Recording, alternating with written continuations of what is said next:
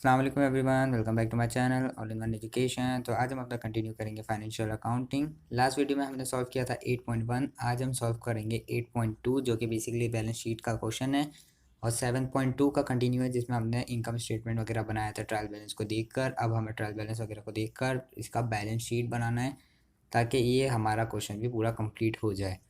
तो पैटर्न मैंने आपको बैलेंस शीट का 8.1 की वीडियो में पूरा बता दिया है। अगर आपको देखनी है वो वीडियो 8.1 पूरी डिटेल में, तो आप ऊपर आई बटन में जाकर देख सकते हैं। मैं आपको इसमें खाली ओवरव्यू दूंगा बैलेंस शीट का। तो सामने आपको ये इनकम स्टेटमेंट नज़र आ रही होगी जो कि बेसिकली हमारी 7.2 की थी। ये मैंने आपको सामने रखा है ताकि हम इसमें से नेट प्रॉफिट वगैरह देख सकें हैं। और नीचे 3 फार्मूले ये आपको इनकम स्टेटमेंट के, अगर ये वीडियो भी आपने नहीं देखी है तो ये भी आप जाके चैनल पे देख सकते हैं। ये आपके पास है आपका बैलेंस शीट का पूरा पैटर्न जो कि ऑलरेडी हमने 8.1 में पूरा समझा था किस तरह बना हुआ है। तो 8.2 में बस हम उसका कंटिन्यू कर रहे हैं। तो मैं आपको ओवरव्यू देता हुआ चलूँ। सबसे पहले बैलेंस शीट में आपको कंपनी का नाम आएगा जो कि हमें बी लेन इसमें दिया हुआ था। उसके सेकंड में आपको बैलेंस शीट लिखना है कि आप बैलेंस शीट बना रहे हैं, जैसे हम ऊपर प्रॉफिट एंड लॉस अकाउंट लिखते थे। और इसी तरह नीचे हम यहाँ पे डेट लिखेंगे एज एट 30 जून 20x8, यानी इस महीने के एंड में आप ये बैलेंस शीट बना रहे हैं। 2 कॉलम होते हैं, एक एसेट्स का और एक लाइबिलिटीज़ एंड कैपिटल का। एक तरफ पूरी टोटल एसेट्स निकलती हैं, एक तरफ लाइबिलिटीज़ और कैपिटल का जोड़ निकलता है जो कि दोनों इक्वल आता है, एसेट्स और लाइबिलिटीज़ एंड कैपिटल। एसेट्स में आपके पास एक करंट एसेट्स होते हैं, एक फिक्स एसेट होते हैं। करंट एसेट मीन जो 12 महीने के अंदर होते हैं, जिसमें 12 महीने के अंदर अंदर चेंजेस ट्रांजेक्शंस होती रहती हैं, जैसे कि आपकी कैश है, बैंक है, आपका डेप्टर्स है, उसमें आपके 12 महीने के अंदर अंदर काफ़ी चेंजेस आते रहते हैं। फिक्स्ड एसेट में आपके पास लैंड्स, प्रेमिसेस, बिल्डिंग्स वगैरह आ जाती हैं जो कि आप लॉन्ग टर्म के लिए इन्वेस्ट करते हैं अपने एसेट्स में, ताकि आप जो है आगे जाके इसमें से प्रॉफिट कमा सकें। आपकी गाड़ियाँ हो गई वगैरह वगैरह। इसी तरह ये आपके 12 महीने के ऊपर की चीज़ होती हैं। उसके बाद आपके पास लाइबिलिटीज़ होती है। लाइबिलिटीज़ आपके पास किसी किस्म की भी हो सकती है, लोन हो सकते हैं, नोट्स पेबल हो सकते हैं, आपके पास क्रेडिटर्स हो सकते हैं, किसी से उधार लिया हुआ है तो वो आपको देना है, तो यहाँ पे लाइबिलिटीज़ में आते हैं। कैपिटल आपका जो बिज़नेस का पैसा होता है वगैरह वगैरह। तो इसमें चलिए सवाल शुरू करते हैं। करंट लाइबिलिटीज़ हम सबसे पहले देख लेते हैं ट्रायल बैलेंस में हमारे पास कौन कौन सी दी गई हैं। करंट लाइबिलिटीज़ के नाम पे मुझे यहाँ पर सबसे पहले जो नज़र आ रहा है वो हमें नज़र आ रहा है डेप्टर्स। डेप्टर्स आपका अकाउंट रिसीवेबल भी आप कह सकते हैं कि आपको पैसा लेना होता है किसी से। तो डेप्टर्स की वैल्यू यहाँ पर हमें दी हुई है 31,300। तो सबसे पहले मैं यहाँ पे डेप्टर्स लिख लेता हूँ। यहाँ पे मैं इनको नाम दे देता हूँ अकाउंट रिसीवेबल, लेकिन मैं डेप्टर्स ही लिख रहा हूँ मैं इधर। इसकी वैल्यू है 31,300।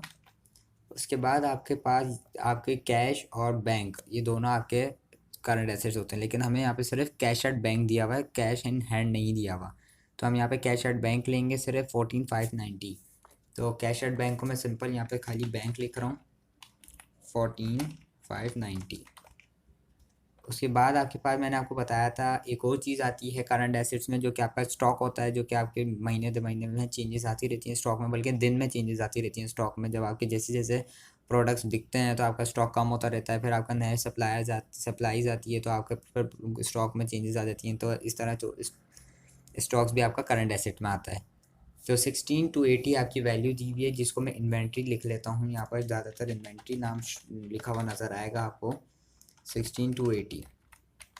तो हमारा जो टोटल करंट एसेट जो ऑटोमेटिक फार्मूला लगा हुआ था सम का, ये तीनों का एडिशन निकला है 62,170। ये आप कैलकुलेट कर सकते हैं कैलकुलेटर में। ये आपके टोटल करंट एसेट्स हो गए।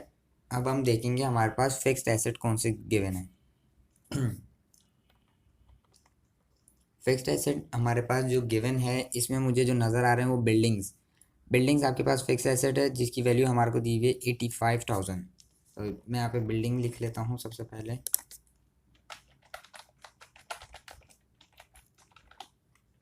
ओहो, मैंने वैल्यू भी दे डाल दी और ये बोल्ड हुआ हुआ है, मैं इसको बोल्ड से हटा देता हूँ। 85,000 बिल्डिंग्स आ गई हमारे पास। उसके बाद हमारे को यहाँ पे गिवन है फिक्सचर्स, उसी के नीचे फिक्सचर्स गिवन है 1,100। फिक्सचर्स आपके एसीज हो गए, आपके ऑफिस में कोई पंखे हो गए, लाइटें हो गई, ये भी आपकी एक ज़रूरी नहीं है 1 साल के अंदर ही ख़राब हो जाएं, आप लॉन्ग पर्पज़ के लिए लगाते हैं इसको। वैसे आपके पास वैन्स वैन्स भी आपके लॉन्ग टर्म एसेट्स में आते हैं, यानी फिक्स्ड एसेट में आते हैं। 15,400 इसकी वैल्यू दी हुई है, बल्कि सॉरी 16 है ये। 16,400 यहाँ पे हमारे को वैल्यू दी हुई है। तो इसका टोटल हम यहाँ पर कैलकुलेट कर लेते हैं। तो हमारे पास टोटल आया है 164,670 यानी 1,64,670 पाउंड, 1,64,670 पाउंड। आई नो मैंने ऊपर डॉलर का साइन लिखा हुआ है, वो डॉलर इसलिए लिखा हुआ है क्योंकि आपके कीबोर्ड में पाउंड का साइन नहीं होता, लेकिन आपके जो फ्रैंक बोर्ड में है वो ज़्यादातर हर जगह पाउंड ही यूज़ हो रहा है। तो अब आप एक एसेट्स का तो आ गया, अब हमें इसकी के इक्वल कैपिटल और लाइबिलिटीज़ का आना चाहिए। चलें वो करते हैं।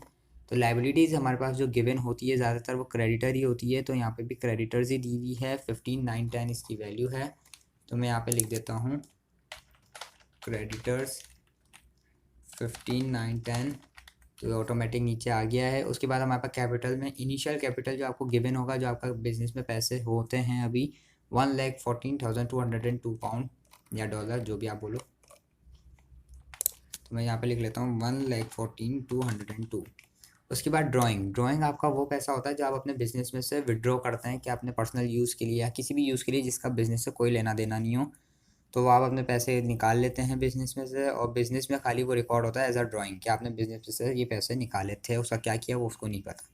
ड्राइंग आपके 30,000 यहाँ पे दी हुई है। तो ड्राइंग निकलने का मैंने आपको एक तरीका बताया था कि जब भी आप कोई नेगेटिव वैल्यू शो करते हैं अकाउंट्स में, तो वो आप ब्रैकेट्स में शो करते हैं ताकि पढ़ने वाले को समझ आ जाए कि यहाँ पे ये डिडक्ट हो रहे हैं।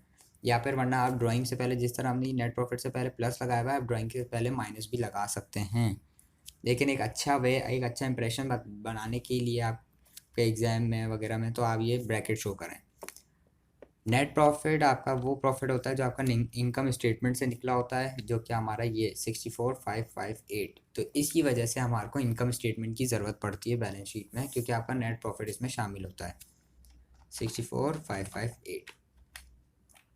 अब इसी का हम टोटल निकालते हैं किस तरह। सबसे पहले हम यहाँ पे 15,910 में प्लस करेंगे हमारे इनिशियल कैपिटल को 114,202, और इसमें से हमें डिडक्ट करने थे 30,000 इनिशियल कैपिटल में से, तो वो भी हम इस फॉर्मूले में डाल देते हैं। और जब डिडक्ट हो जाए तो नेट प्रॉफिट ऐड कर देना, क्योंकि मैंने उसके पीछे प्लस लगाया हुआ है। तो ये देखें इसकी वैल्यू आ गई है 1,64,670 पाउंड या डॉलर, जो कि दोनों साइड हमारे इक्वल हो चुके हैं, टोटल एसेट वाला साइड भी और लाइबिलिटीज़ एंड कैपिटल वाला साइड भी। तो हम कह सकते हैं हमारा सवाल, हमारा बिजनेस सब कुछ सही है। तो ये था हमारा क्वेश्चन 8.2। मैं आपको ओवरव्यू दिखा देता हूँ क्वेश्चन का। ये हमारा बैलेंस शीट है, ये हमारे 3 फॉर्मूले इनकम स्टेटमेंट के हैं, वो मैं पिछली वीडियो बना चुका हूँ 7.2 की, आप वो देख सकते हैं। और ये हमारा सवाल था। तो मिलते हैं अब अगली वीडियो में 8.3, जो कि वो भी बैलेंस शीट का सवाल है। तब तक के लिए अपना ख्याल रखें, चैनल को सब्सक्राइब कर दें, बेल आइकन को हिट कर दें ताकि जब वो वीडियो आए उसका नोटिफिकेशन आपको आ जाए। तब तक के लिए अल्लाह हाफिज़।